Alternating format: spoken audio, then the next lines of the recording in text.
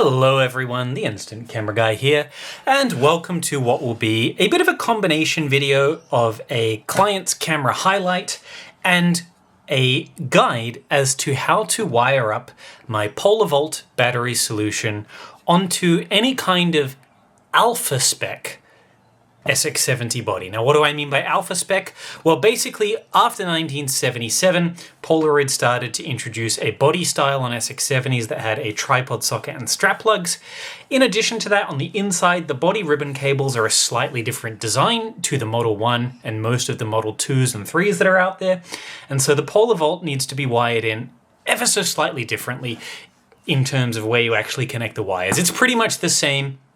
And honestly, if you watched my first video, you should be able to figure this out. But just in case you wanted a more step-by-step guide as to how to do it on one of these cameras, I will show you that in today's video. So basically, the alpha spec would apply to any SX-70 Alpha, SX-70 Sonar, or SLR 680. And if you aren't familiar with what my PolaVolt solution is, allow me to show you. It is a lithium-ion battery solution that mounts to the rear of the camera and effectively takes two AAA-sized lithium-ion batteries. The 7.4 volts from those lithium-ion batteries gets converted down to around 6 volts through use of a mini buck converter that lives in the housing. The adapter is compact, it's really small, it is super powerful. I had a lot of questions about how many packs of film how many packs of film you can get out of one set of batteries. Whilst I haven't tested like one pack after another, the answer that I can say is a hell of a lot. Probably more than you could realistically shoot in one day, because I've been using the same set of batteries to test a whole variety of client cameras this week, and I still haven't needed to charge them. And I think I've done maybe 10 cameras, so that's at least 10 packs of film, and they're still going strong. So yeah, it is a really good, powerful battery solution. It's cost effective, it's really compact, and most importantly, the way that it powers itself on is simply when you erect the camera. So basically, if you erect the camera, that buck converter gets powered on and powers the camera with electricity. When you collapse the camera, it turns itself off, meaning that there is really no way that you could ever leave the camera powered on.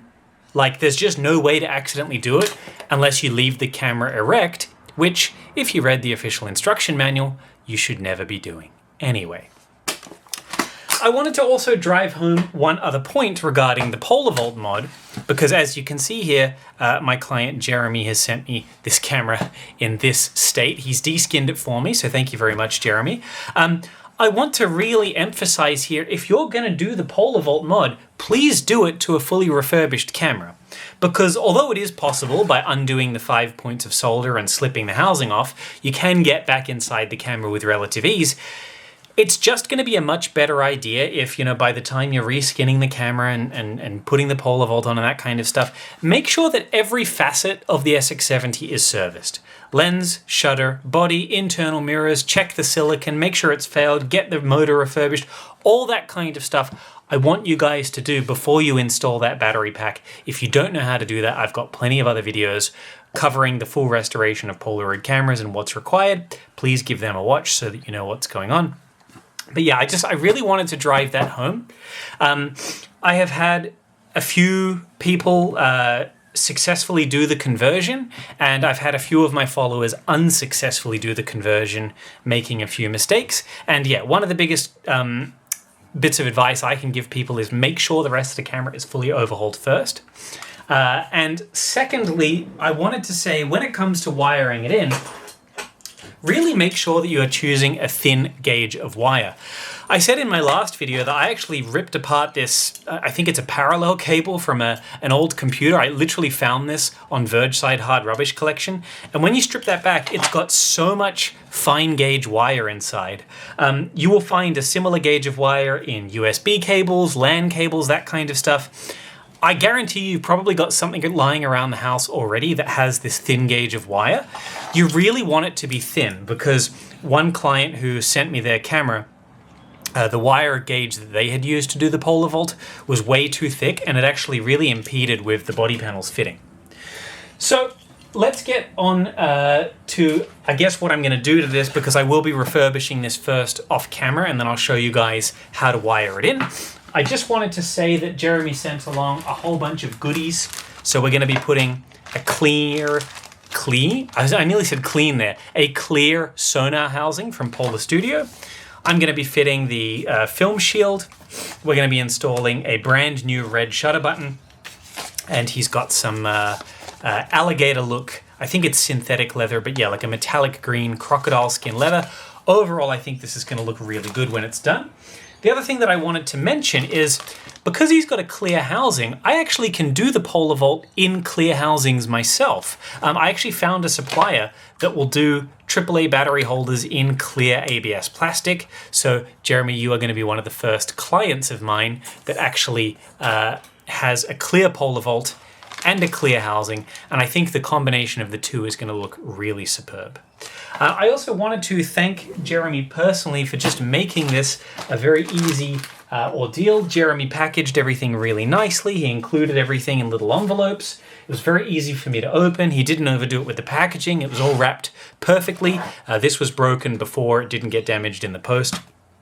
And Jeremy did leave me a little note basically saying, "Dear Jake, hope your holiday in Japan was one for the books. Glad you're safe and glad you're back safe, and I'm so excited to have my SX-70 Sonar beefed up with your amazing PolaVolt." Well, thank you, Jeremy. I think it's amazing too. I love when old tech and new tech can work together to produce something amazing. Thank you again for all you do, and every moment I capture on this camera will be all thanks to you. Cheers, your friend Jeremy. Well, that's wonderful, Jeremy. Then he gives me the order details. This is what he's looking to have done. So PolaVolt installation, yep. I'm happy to do that. Reskin it. Obviously, he's already deskinned it for me. Put the clear housing on. I think that's a great idea. Obviously, I'm going to fully overhaul it. And he wants a brand new red button installed. Now, I don't see any mention of the new PCB, so that is fine. I will just 600 convert this and get it working so that it's I-type. That's totally fine. You don't need to do the new PCB upgrade. And honestly, like if you're going to use it in automatic and your PCB works, you might as well keep it. But if you want the upgrade, it can be done. And he also says that the little Polaroid logo fell off the back of the Sonar. If I can put it back on, he'd be grateful for it. But the truth is, I think that the new housing from Polar Studio actually has like their own embossed logo on there already, so we won't need to bother with that. But yeah, the other thing that Jeremy included was a few stickers inside the box for Zeal Productions. I don't know if that's a company that Jeremy is associated with, but I will let you guys in on a little secret. My toolbox that sits down below me at my feet is covered in stickers. So I always appreciate it when someone sends me a sticker. It always goes straight on the toolbox when I'm finished with the client's job. But yeah, if Zeal Productions is your company or you're associated with them, Jeremy, then I encourage all my followers to go and check them out. Right, I'm going to cut. We're going to come back to a fully refurbished camera, and then we are going to PolaVolt mod it. Alrighty guys, welcome back. We have our refurbished camera here. Everything on this I have redone. I've 600 converted the shutter already. I have taken out the metallic tongue that goes in the film compartment so that I-type film is going to be easy to slide in. And we've even replaced the motor on this with a Mabuchi, just to give it the highest possible spec. Because my client really wants to use this for years to come, and he basically wanted the best that I could provide for him. So that means it is time to wire up the PolaVolt adapter now that everything has been done on the camera. So obviously I've taken the bottom body panel off. I'm going to put that just over to the side because I won't be needing it right this second. And I'll just go through some of the things that you're going to need again. First thing that we're going to need is a 2 AAA battery holder. Now, given that this camera has been fitted with a brand new clear housing from Polar Studio, I told Jeremy, do you know what? We should go for a clear battery housing, just so that everything matches. Traditionally, these usually come in black, but I have found a supplier that does them in see-through ABS as well. So I've already pre-prepared this one with some double-sided tape on the rear, because that's what's going to hold it to the rear of the body panel, like so. Now, one of the questions I got asked in my video is why I decide to mount the battery compartment off to the side instead of in the center. And there's two reasons for that. The first is it makes the film counter a little bit easier to see if the battery adapter is mounted slightly off to the side. But the second reason is mainly where I have to route the wires. Although you could mount it in the center, there's a natural depression that happens in the rear here. I'll point to it with my screwdriver. If you follow the ribbon cables, they go upwards and then back down again for the motor. And that little depression right here acts as a perfect place to route the wires that's going to go out the back of the camera. And it's going to be able to route those wires without them having to take any sharp 90-degree turns. And that's going to help improve the longevity of the cable, because if you stress the cable on it at a 90-degree angle for too long, then there is a chance that it could fray or snap or lose connection. And I just don't want that to happen. So effectively, I mount the battery holder so that the wires come basically where that little depression is. So basically like so. So that's why it's mounted slightly offset. Now, if you wanted to risk stressing the cables a little bit, you could mount it in the center if you are OCD, but I prefer longevity and functionality over a slight centering of the battery compartment, and so that's why I choose to mount it slightly off to the side. It all has to do with the film counter location and where the little wires for the motor end up traveling to. So I just wanted to explain that perhaps in a bit more depth. As I said in the last video, and you guys can rewatch that if you want to know how to adapt one of these battery adapters to fit in the back, but basically they come generally with some leads and a little switch attached. We want to remove the housing completely inside this and basically break out that switch, remove the wires, and snap the little plastic posts that are inside. And what that does is where that switch usually would sit, that gives us plenty of room to fit the buck converter, which is going to decrease the voltage from 7.4 volts down to 6 volts.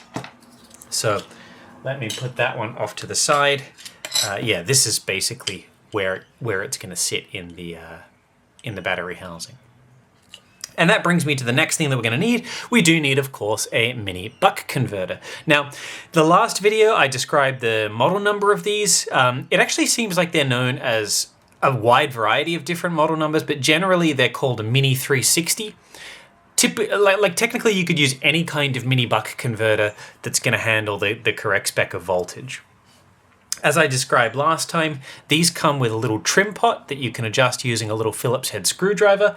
I don't particularly like the trim pot because it could be prone to shifting over time, or it could be prone to things like moisture and stuff getting in there and shorting out and affecting the overall voltage. So what I've gone ahead and done already is replaced that trim pot with a fixed resistor instead.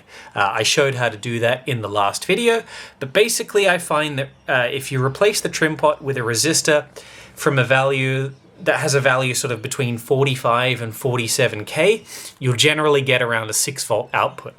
This one outputs around 6.1, which is well within safe tolerances. The SX-70 can handle up to 6.4 volts without any issues.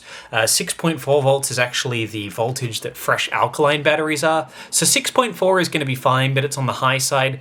Really, anything from 6.2 or below is going to be a fine voltage to run the SX-70 off of. But the straight 7.4 volts from these batteries is probably too high, and I wouldn't risk it. So yeah, I've already converted this buck converter to take the fixed resistor. Of course, I have my battery cells. So these are, again, a 3.7 volt hard cell. It's 320 milliamp hours. They make these sort of anywhere from 280 to 350 milliamp hours. These ones are 320 and they work just fine. The type of battery that this is called a 10440. That is the name of this cell. It is the same size as a regular AAA battery, but obviously it has a much higher voltage. Alkaline AAAs are 1.5 volts. these are 3.7. So do not get them confused. As I said last time, if you put these in your television remote, you will fry it. So do be aware. The other thing to be aware of is that some manufacturers make the 10440 in a size that is about 3 millimeters longer. So they make them that are 47 millimeters long instead of 44. And you're going to have a really hard time fitting them in the battery adapter if you do get that kind. So just be aware, make sure that you're getting the ones that are a centimeter in diameter and 44 millimeters in length, not the 47 millimeter ones. The other thing that we're going to need, of course, is some wire. Now, I described at the start of this video not to use wire that's too thick. The kind of wire that I recommended, basically the type that comes with the battery adapter, try and go thinner than that if you can. So I've actually taken some wire out of some USB cable and parallel cable because it's really nice thin gauge wire. And what I've chosen here is we're going to have purple wire for the switch. Gray is going to be ground, pink is going to be the 6 volts, and this tiny short little red lead is going to basically go from battery positive to buck converter. So we only need a very small length of that. And yeah, I like to recycle wire where I can. Odds are you have an old LAN cable or USB cable at home that you're not using. Snip one up, pull it apart, and pull out the wire from the inside. It's really good quality stuff, and it really helps to recycle if you can. And I think that's about it. We can get to work. Other things that you'll need, of course, are a good quality soldering iron. Mine is a variable temperature unit with a very small tip. I would not recommend using, one of those 30-watt just pencil stick on-off type things. Get one with a variable dial because it's going to be much nicer to solder with, and you'll have less risk of scorching everything. I also recommend getting yourself some good Kapton tape from an electronics store or online. This is good quality electrical tape. It's heat resistant. It's what you should be using for electrical projects. Of course, you could use sellotape if you really wanted to, but I recommend just do the real thing, get the legit stuff. And then the last thing that you need, obviously, is solder. Now, I've spoken about solder at length on this channel before, and it really does pay to get good quality stuff. The stuff that I'm using is proper lead solder like they would have used back in the 70s. If you get most modern stuff from a hobby store, it'll be what they call lead-free solder, which is generally made up of a high percentage of tin. That stuff needs a really high temperature in order to melt. So you've got to sit there with your soldering iron melting stuff for ages, and you risk scorching everything that you touch. And most importantly, you risk producing cold joints. So cold joints is basically when you've blobbed the solder on, but it hasn't really been hot enough to actually bind the two bits of metal together. And although it looks connected, it's not actually providing a good electrical signal. The solder that I use, and again, I'm not sponsored or anything like that, but I use Cardus brand audio solder.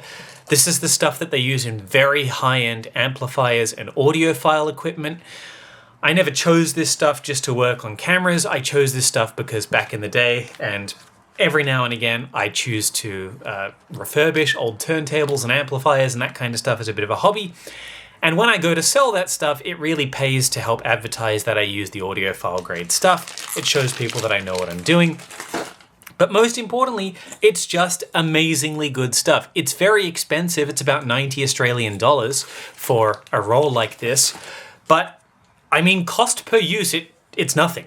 Like, I don't understand why people skimp out on getting like the cheapest quality solder that they can. Now, you might not want to spend that much, and I don't know how much of this stuff is just brand name that I'm paying for, but as I said, the reason that I choose it is so that I can basically show the audiophile community that I know what I'm talking about. But more importantly, it's just really good quality solder. And if you look at the caliber of soldering on the repair work that I do versus some of the other companies out there and some of the other private technicians, there's a real difference. And it's not really because I have any special skills. It's because the solder and soldering iron I use is very high quality. So I just wanted to digress there for a second. I'm sure there will be people out there that want to argue against me and say it's all a load of nonsense and anything will work. But trust me, try use it and then go back to tin solder and tell me there's not a difference. Let's get to work. The first thing that I'm going to do is start the prep work. I think last time I showed you guys the desoldering gun as a way to remove solder. Today I'm going to use wick.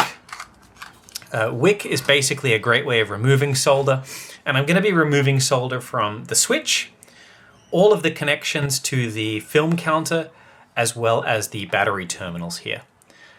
This is the first step that I'm going to do.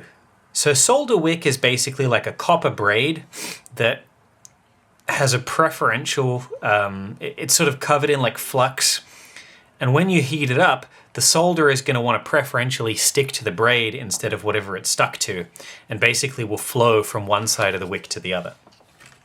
So what I'm doing here is removing all the solder from the little terminals where the ribbon cables attach. And as I explained in the last video, what we're going to be doing is really two things.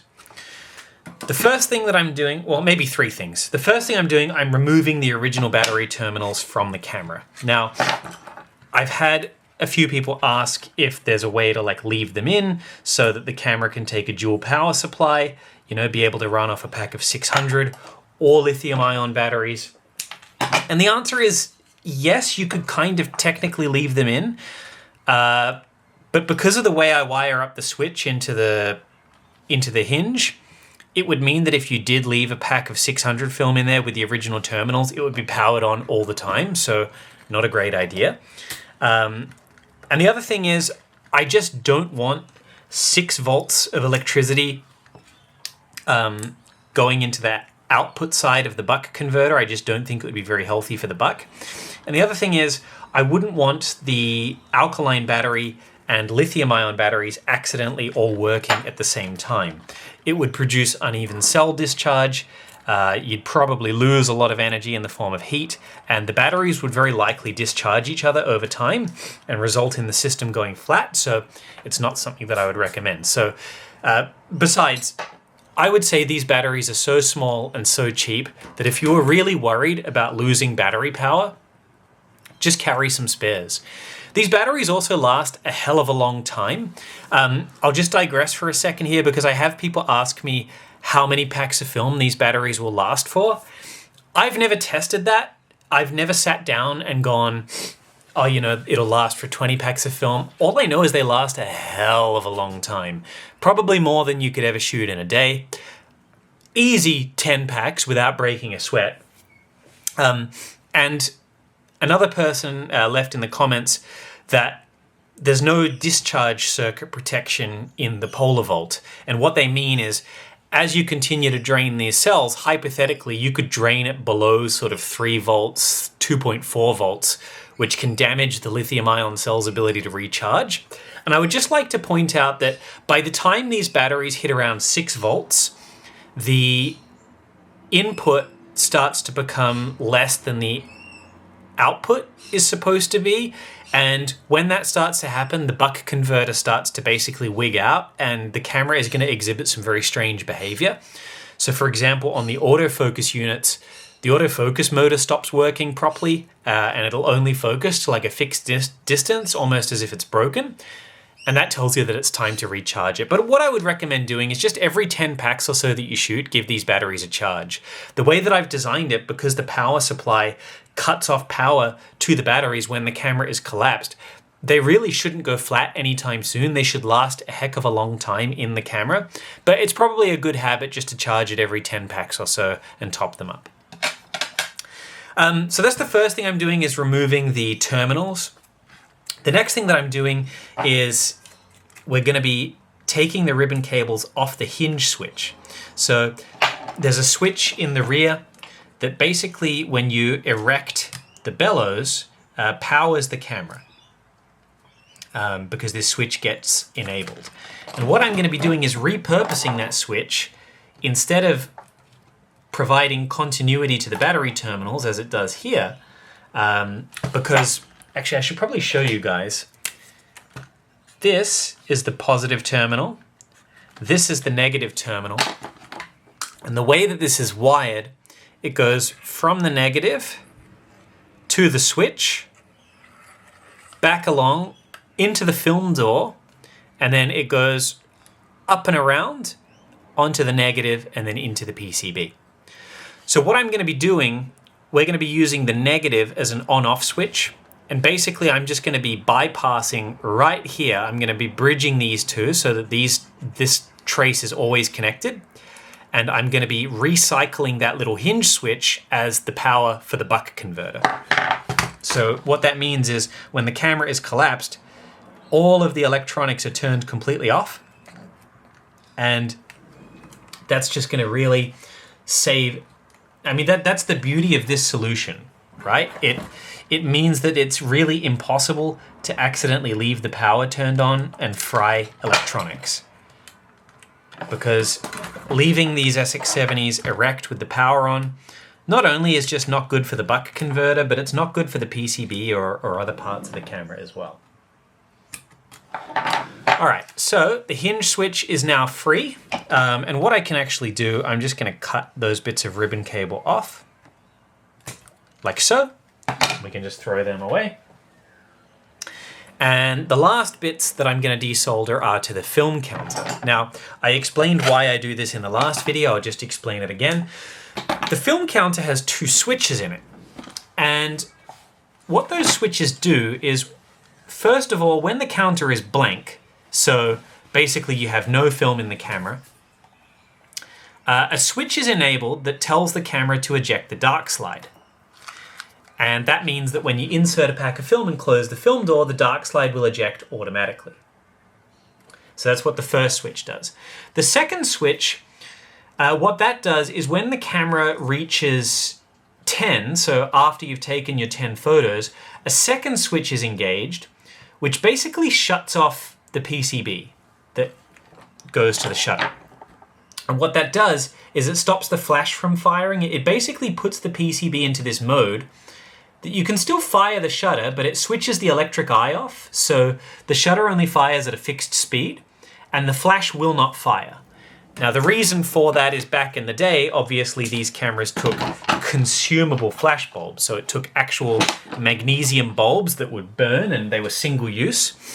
And what that little switch did is once you'd taken your 10 photos, if you didn't realize that you'd used up all your film, it would just prevent you from accidentally wasting a flash bulb. So that's the reason for that.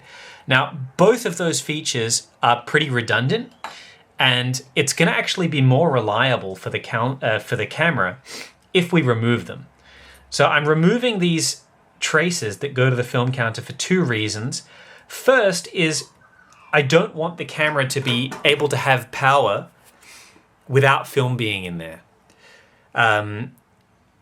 Because basically, if we were to leave that dark slide eject switch wired up, when you had batteries in there and no film, every time that you erect the camera, it would run the motor because it would think that it's got to eject the dark slide. And I don't want that. I want you to basically be able to erect the camera, manually eject the dark slide, and then start shooting. And then the second thing, that number 10 switch that disables the PCB, if hypothetically something happened to the film counter and that switch gets jammed, it'll brick the camera because it won't work properly.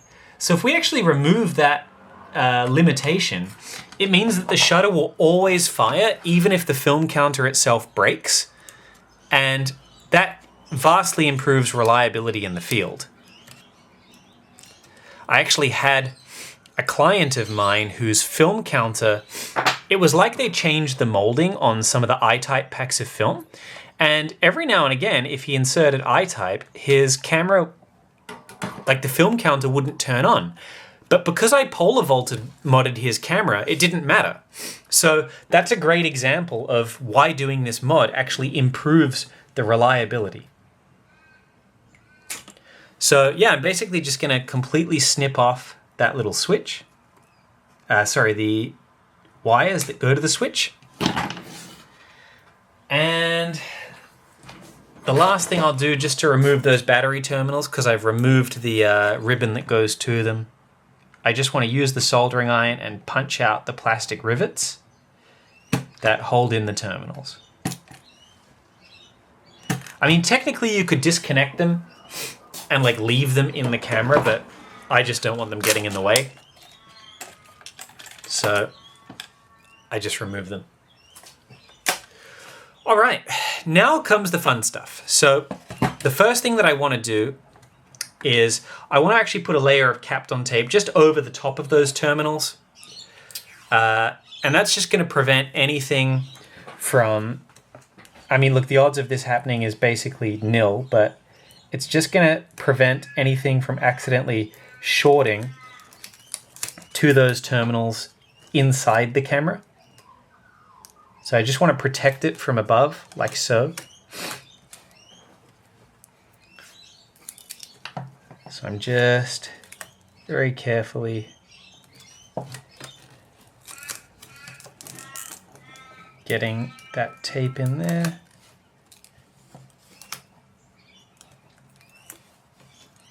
If I can get it to line up, my goodness. There we go.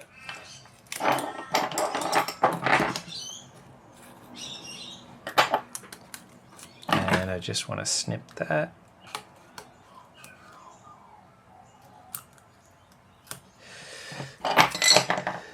There we go. All right. And what I like to do as well, I like to then just, let's collapse that down. What I like to do is I like to just add a bit of extra solder to where we've taken those terminals, just to make like two little beads. And this actually helps for testing purposes. So if I ever want to put probes like on those little terminals at the base of the camera in the future, I'm going to be able to do that. So that's the first bit done. We've basically insulated the inside of those terminals where the old battery terminals were, the inside of the ribbon, I should say, where the battery's terminals were, so nothing can ever short them. The next thing that we need to do is start modifying the ribbon cables, and I'm going to use a scalpel to do that. And basically what I want to do is just scrape off the insulating layer. I like to just put a little bit of card under the ribbon cables here just as a bit of support, and I'm just going to use a scalpel to just scrape off the edge of that waxed paper layer.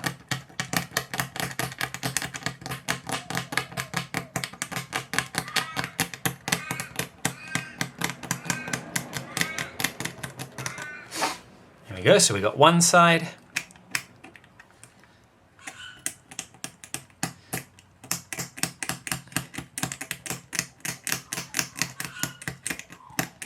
And just doing the other side.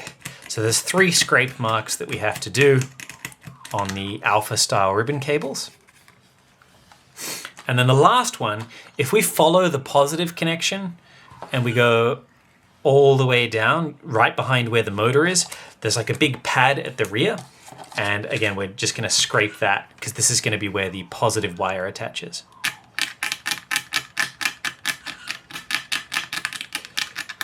And you basically just want to reveal that copper trace underneath.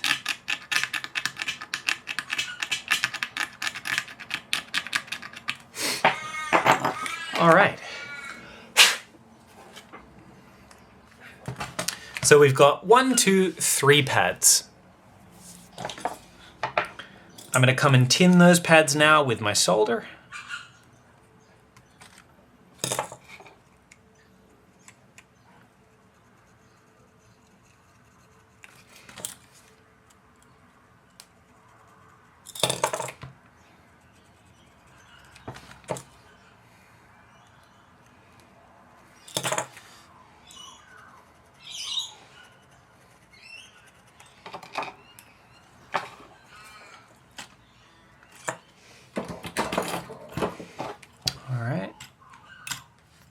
Go. And I'll also tin the ends of the switch, the hinge switch.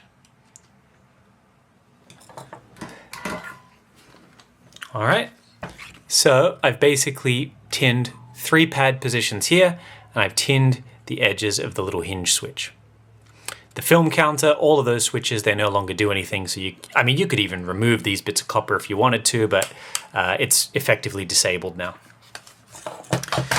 So what I'll do now is just double-sided adhesive the ribbon cable back down because it's not really connected to anything. So I like to just put a piece of double-sided tape on this part here. They actually do this on the Polaroid 690, believe it or not, just to keep everything in position. And that's just going to help that ribbon cable not move around.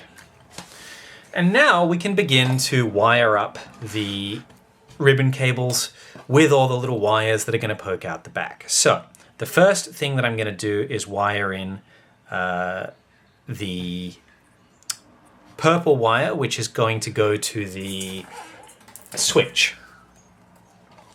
Now, one piece is a little bit shorter. This is the last of the purple wire that I have.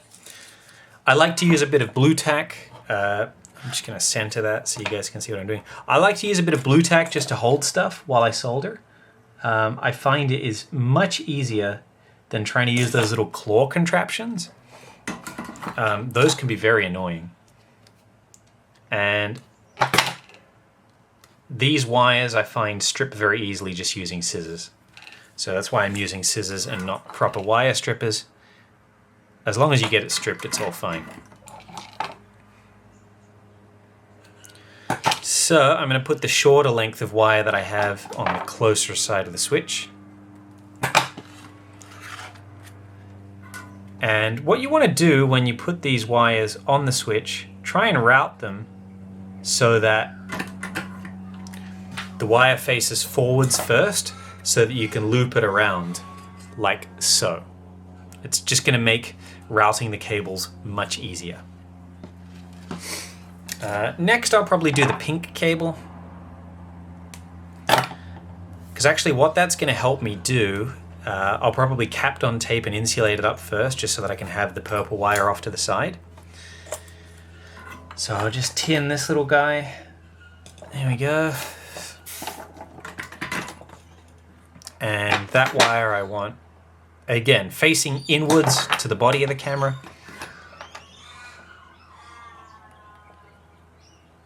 Let me just get my little bit of card just as a bit of a protection so that I'm not melting any plastic underneath. Great. So that is our positive wire attached. I might just give it a little bit of extra solder.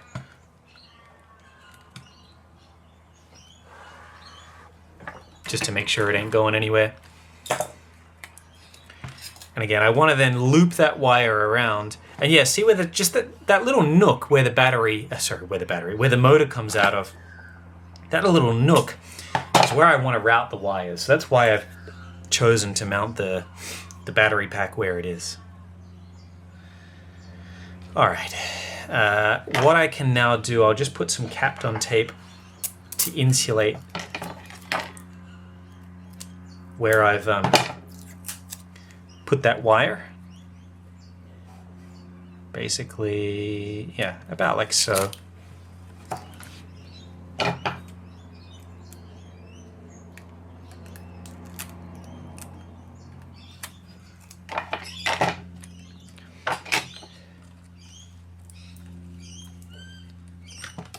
It's just going to protect everything.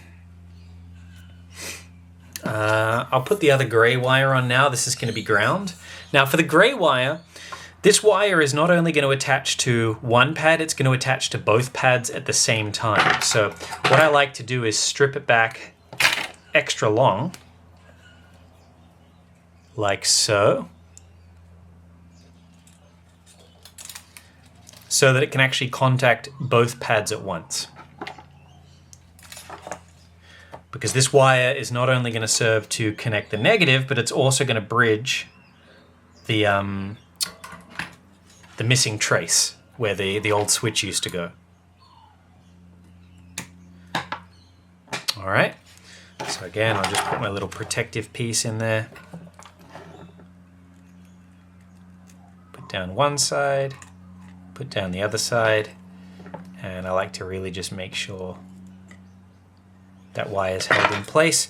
But yeah, this is looking like that looks really good. I don't even need to add any extra solder to that. That's fantastic. And again, same thing. We're just going to loop that gray wire around until it exits the back. I'll insulate this bit now, and then we'll do the last purple wire.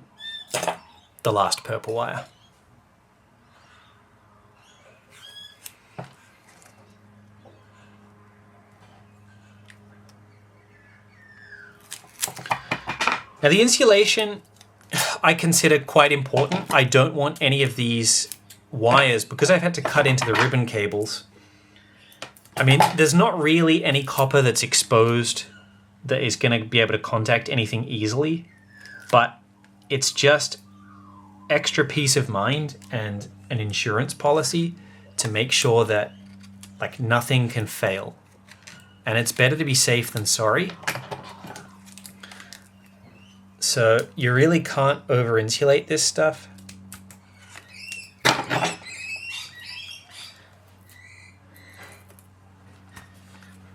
And I'm just gonna cut the little bit of insulation that has to poke through that circular bit. There we go, just to give access to where that screw hole has to go. All right, so the positive and negative are both insulated. Last bit that we have to do is the wires now.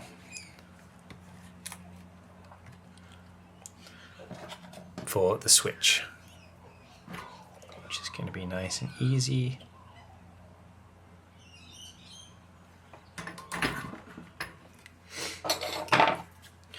And the other thing I like to do is just with a tiny little piece of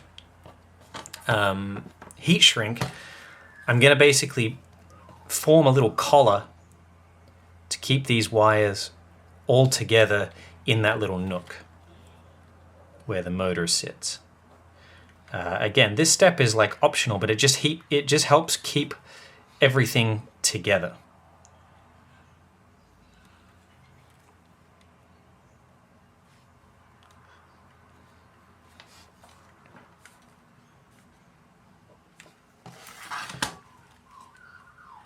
All right. So, yeah, that's pretty much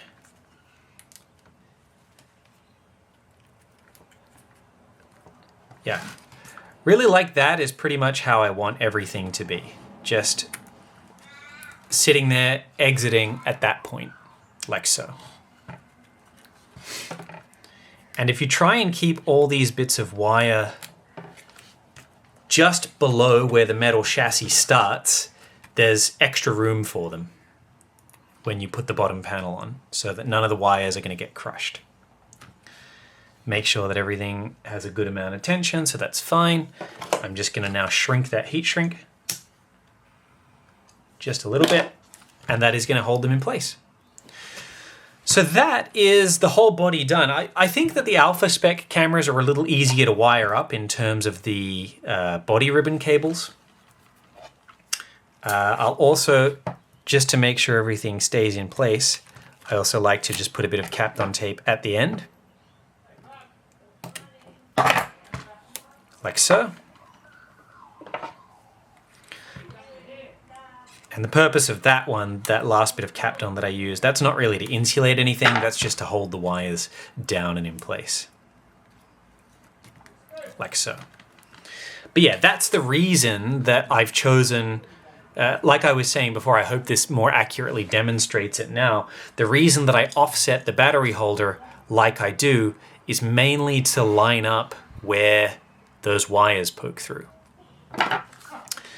So that leads me to the mounting of the battery compartment, which means we need to stick this around here and then drill a hole. Now, what I'm going to do is just with some alcohol, just clean and prep the surface of this rear sonar housing, just to make sure it's as clean and free of impurities as possible.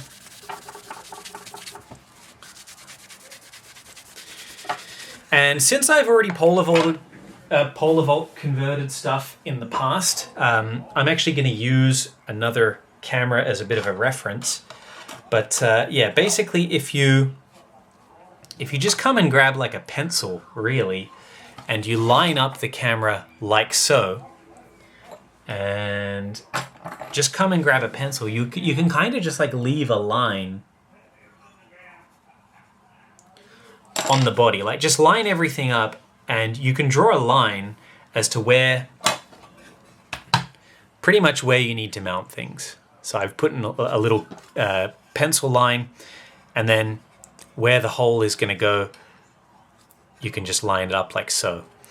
On the alpha bodies, you can basically line up the end of the battery compartment to the end of where the strap plug sits. So that's another way that you can choose to line it up. The way that I generally do it now is I already have like several PolaVolt converted cameras sitting around in my workshop at any one given time. And I like to just kind of sit there and use that as a reference. So that also works. But yeah, I'm basically just going to sit here off camera and attach it and make sure it's all lined up. And then I'm going to cut back and use a drill, make a hole, and then we're going to feed all the wires through and get it wired up. All right, that is the battery adapter attached. Again, I attach it with double-sided body molding tape. Really strong stuff. This ain't going to come off anytime soon. You would have to basically force this off. You could, of course, choose to hold it on by screws or JB Weld. It's really up to you. I find that the double-sided body molding tape works really, really well. This is automotive grade. It's designed to withstand all kinds of temperatures and weathers, and it's amazingly strong. What I have to do now is where the original wires ran from this battery adapter, I'm just going to drill a hole like so.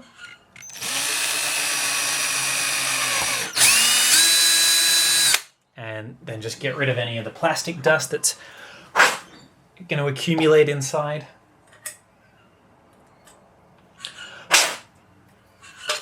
And then the other thing that I like to do, which is optional of course, but I like to then grab a larger drill bit, like this one, and just by hand, on the inside of the hole, just give it like a bit of a, what do they call it? Like a bit of a collar, like a chamfer, I think they call it.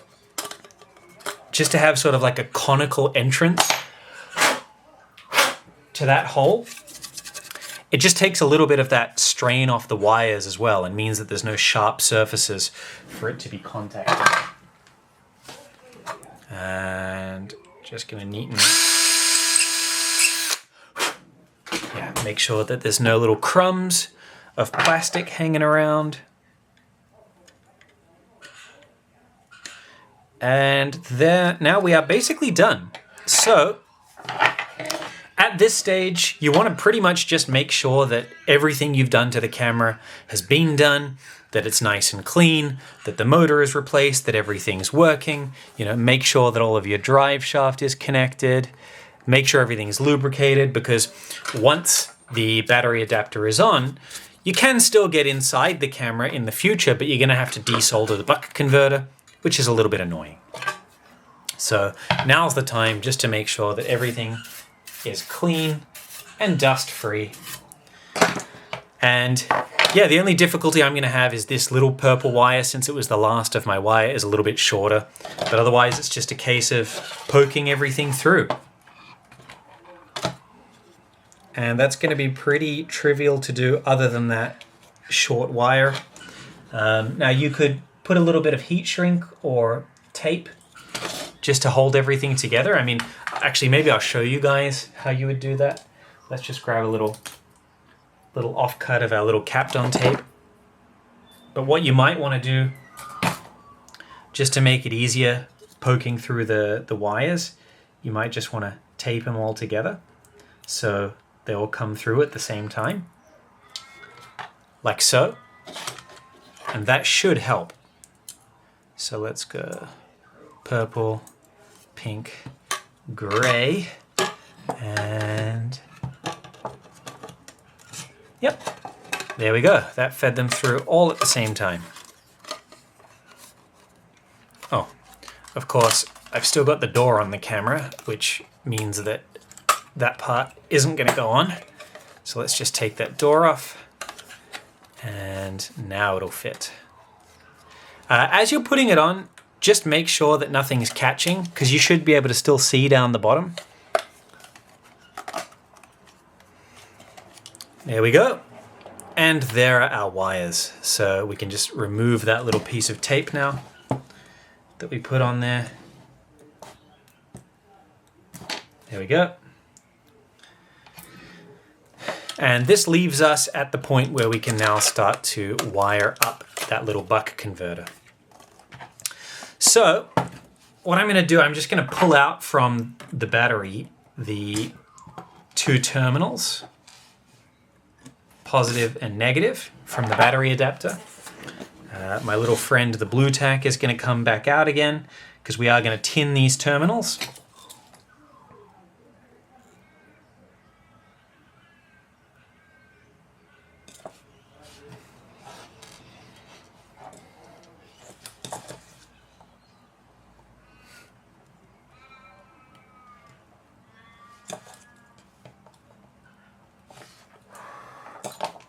All right.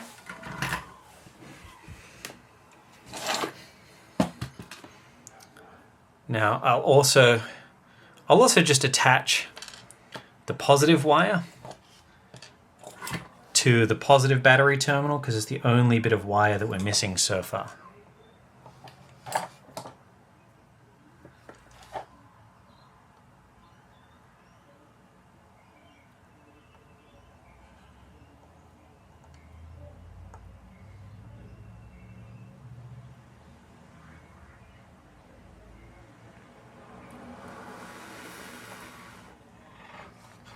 There we go. Great. Yeah, the positive battery terminal was the only thing missing a piece of wire. Because what I can do now is just start to attach everything. Great. All right.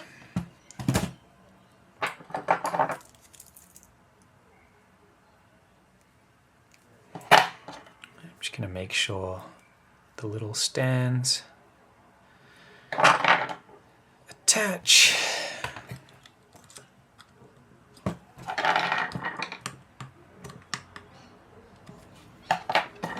All right, now this shorter piece of wire, what I will do is just snip the ends off. This is what I'm going to attach to the negative terminal, because basically if it loops around like so, it's going to have plenty of room. I could probably make it even a little bit shorter.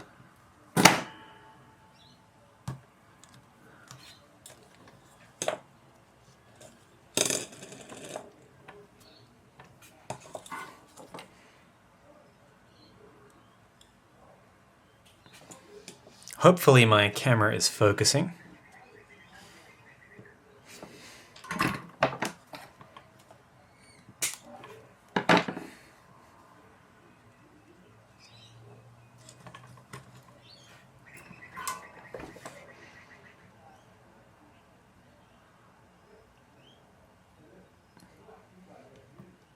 And this is by far the most fiddly bit.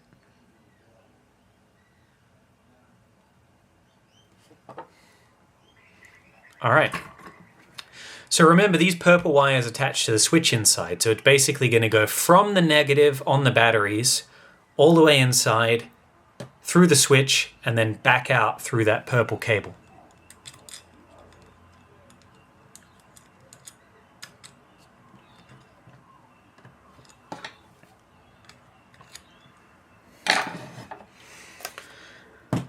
All right. Now we can grab our little buck converter. Remember that this is going to sit inside like so. And I'm going to wire in the input and then the output. So effectively, this wire is going to come to around here. So this is negative input, the one that I've designated purple. Obviously, you could use different colored wires. It doesn't matter as long as you keep everything consistent. That is the key. So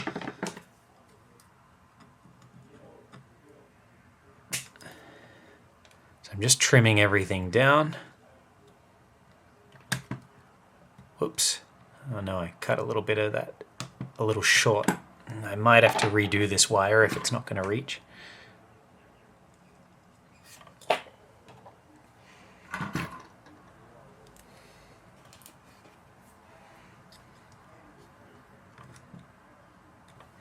Yeah, no, I'm gonna need a longer wire now. I cut too much off. But that's okay. The last remaining length is the perfect size, so I'll just reuse this. See, even the instant camera guy makes mistakes, but this wire is cheap, so I don't mind.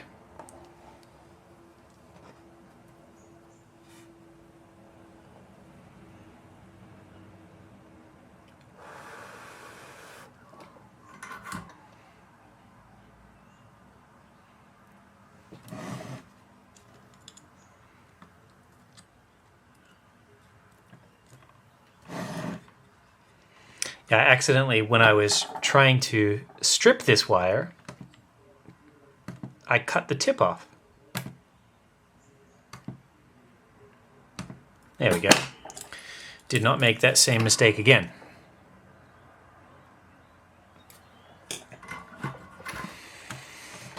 All right, so what I'm going to do, I'm just going to find input positive and I'll wire that one in first. I'll just clean my iron because it had a bit of dodgy solder on it, a bit of dirty solder.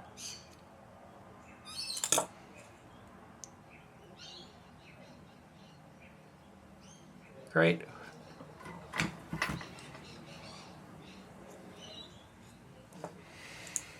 All right, now I'm just going to put the other negative attached. So input now. So this is input negative. I really hope you guys can see what I'm doing.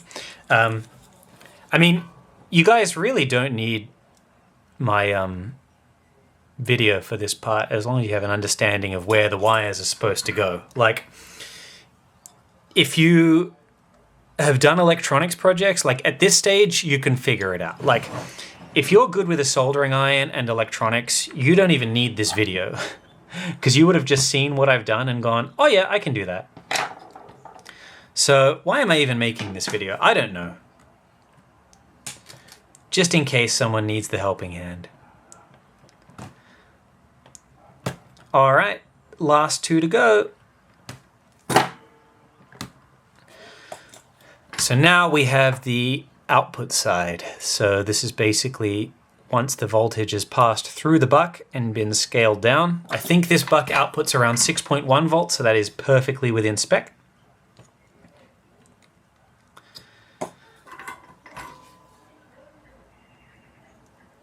Just wire in output negative and output positive.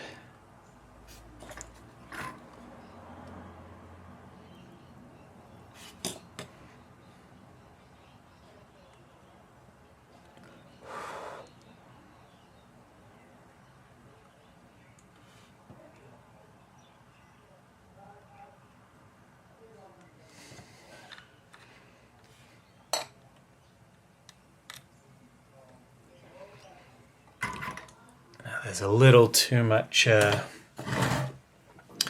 wire poking out one of the positive sides, so I'm just going to trim it. Just get rid of any wire that's too long. All right, and yeah, this is basically where that little buck converter will fold and fit in. Now, before I secure it in place, it's time to give this a test. So if we put our batteries in, like so, that buck converter will now be turned on. What I'm going to do is just grab my multimeter, which still does need the batteries replaced. It was beeping at me the other day. So let's just, yep. Now if we go voltage, this should have nothing. Yeah, nothing flowing through that. But now if we erect it, it should all be turned on.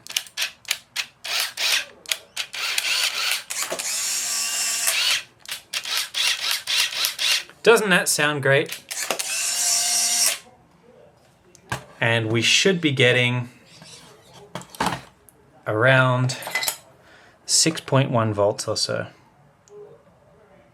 Yep, 6.13. So well within tolerances, well within limits. And this camera is going to work really, really well. So what I'm going to do now is the last step, which is just sticking this little buck converter down. And I'm going to use the double-sided adhesive to do that again. So I'm just going to trim off a piece like so. And really what I want to do is just secure this along the bottom. Now this tape doesn't conduct electricity or anything like that, so it's totally fine to use. I'm just going to trim that down. Okay, maybe I'll just take a battery out while I do that, just so I don't accidentally short anything with scissors. All right, so I've got my little double-sided bit of adhesive, and what I like to do actually is just cut a strip of waxed paper. This is the paper that I save from the skins when I reskin my cameras. And I'm going to stick that on there instead, like this big strip. Because what that is going to mean is when I nestle this down, I'm going to be able to pull this strip out, basically revealing the adhesive side and sticking it to the inside of that battery compartment. You guys will see what I mean in just a second. So,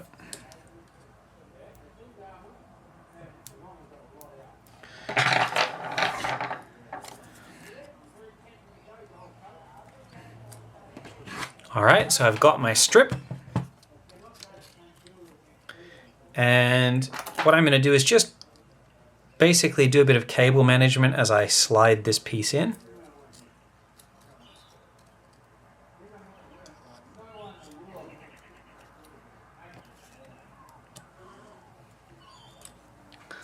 Just like so.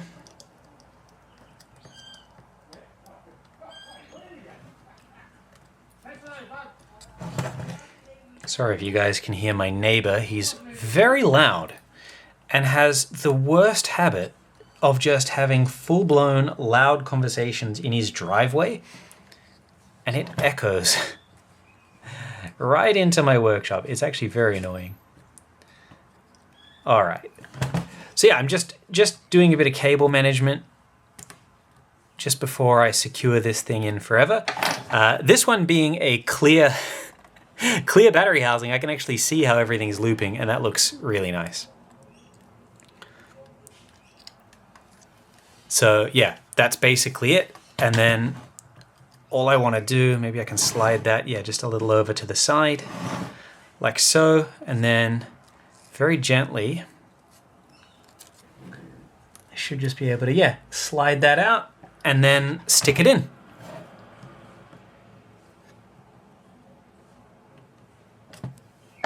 Great.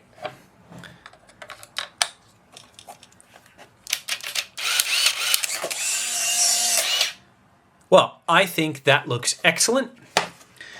Let's put the real little plastic housing on. And yeah, what I'm going to do now is finish up this camera, put on the clear housings, and yeah, show you guys the finished results. And there we have it, folks. Possibly one of the nicest looking cameras that I've ever refurbished. Matching clear housing, front and rear, 2 lithium cells, and most importantly, a very high performance camera. Yeah, this thing just straight up works great. I've taken a whole bunch of test photos with it, and they all turned out perfectly, including Flash, Lara, the noisy German Shepherd that barks at the mailman, and, of course, some outdoor scenes. Yeah, super stoked with this. My client Jeremy is going to absolutely love this.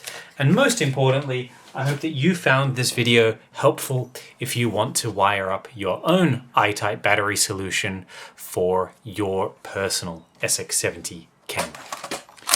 If you like this kind of content and you want to see more, make sure that you like and subscribe so that you stay up to date with my videos as they get released.